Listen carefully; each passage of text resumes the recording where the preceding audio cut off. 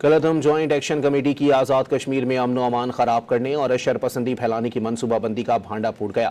کلدھم joint action committee کی شرپسند رکن حمید کشمیری اور ساجد اعظم کی شرنگیز آڈیو لیک منظر عام پر آ گئے۔ کلدھم جوائنٹ ایکشن کمیٹی کے ممبران کی آڈیو لیک نے کلدھم کمیٹی کے پرامن ہونے کے دعووں کی کلئی کھول کے رکھ دی۔